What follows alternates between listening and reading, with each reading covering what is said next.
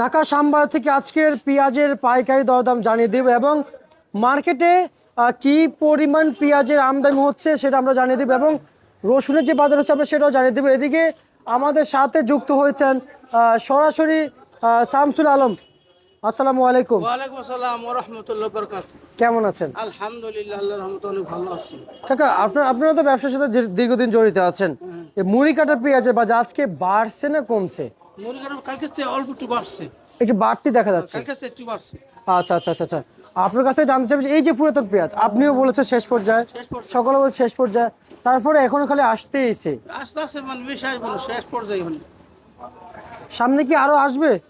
এটি আস্তে আস্তে অল্প অল্প আসবে, শেষ হয়ে যাবে তো। আচ্ছা আচ্ছা আচ্ছা, তার মানে আস্তে আস্তে অল্প অল্প আসবে, শেষ হয়ে যাবে। আর আর হচ্ছে যে আপনাদের এই ঘরে এই যে পেঁয়াজ, এই যে পেঁয়াজ এক জায়গা থেকে আরেক জায়গায় লাড়াছাড়া করতেছে, প্রসেসিং করতেছে, কিন্তু এই আজকের এই পেঁয়াজের বস্তাগুলো দেখতে কত ভালো দেখা যাচ্ছে, ছোট। আর এগুলোর কিন্তু মানসম্মত বস্তা, এক একগুলো হচ্ছে কাকা 120 কেজি 30 কেজি, সেটা কেন ঘটতেছে? আর এইটা মানে আসলে যে পেঁয়াজ শুদ্ধের পেঁয়াজ আছে, আবার আপনার পেঁয়াজ আছে, ওই জায়গার পেঁয়াজটা আবার বেশি ওজন। আর ফরিদপুর থেকে যেটা আসে এটা অত ওজন না। ফরিদপুর ওজন হয় 70-80 কেজি, 85 কেজি, এবারে 60-70 এমন এমন ওজন। ফরিদপুর বস্তা সরু। আচ্ছা, তার মানে বস্তা কোনগুলো বড় হয় কাকা? হ্যাঁ, কোন কোন জেলার বস্তাগুলো বড় হয়? ওই বেশিরভাগ পাবনার পেঁয়াজ, শুদ্ধ পেঁয়াজ, ওইসব জায়গার পেঁয়াজ বড়, কালো খালি পেঁয়াজ, এইসব জায়গার পেঁয়াজ বস্তা বড়। ওনাদের কষ্ট হয় না? কত কষ্ট হইবে। কষ্ট হবেই। আচ্ছা আচ্ছা আচ্ছা। কত বিক্রি করলেন আজকে এটা? 120 থেকে 125।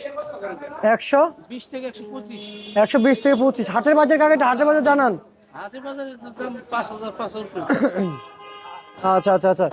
আর মুড়ি কাটা, এই যে দেখতে পাচ্ছি মুড়ি কাটা আজকে 85 থেকে 90। আজকে 85 থেকে 90। 90 টাকা। কাকা এই ভালো মানের পেঁয়াজ এগুলো আসলো কোথা থেকে? হ্যাঁ, একবার মান তো ভালো, হ্যাঁ, ভালো ভালো। কোথা থেকে আসলো? ফরিদপুরে। ফরিদপুর? কি কেন কাকা, ফরিদপুর পেঁয়াজ এত ভালো? হ্যাঁ, ফরিদপুর পেয়ে যাইতেছে। আবার মনে করো ঈশ্বরদীর পেঁয়াজ সবচেয়ে ভালো। ঈশ্বরদী। ঈশ্বরদী?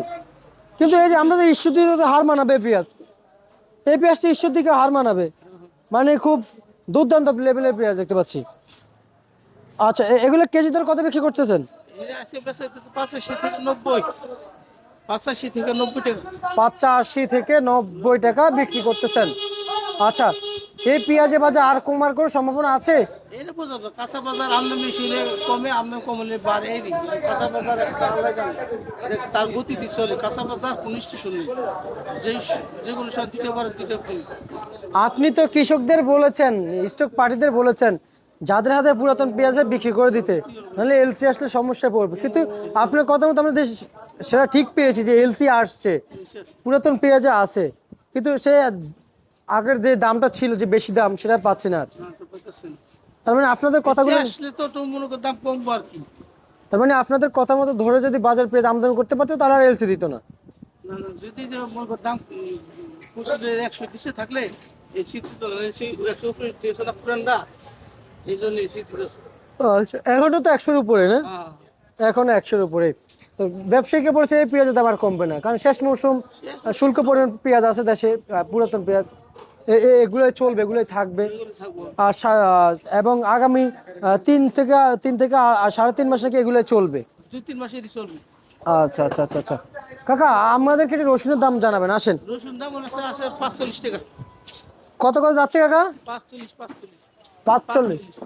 আচ্ছা, 45 টাকা যাচ্ছে রসুনের বাজার। প্রিয় দর্শক, আমরা রাজধানীর বাজার থেকে সরাসরি বাজার আপনি জানিয়ে দিচ্ছি। এটা 45, হ্যাঁ, 40। আর এটা 40-45। কাকা রসুনের বাজার কি বাড়বে না?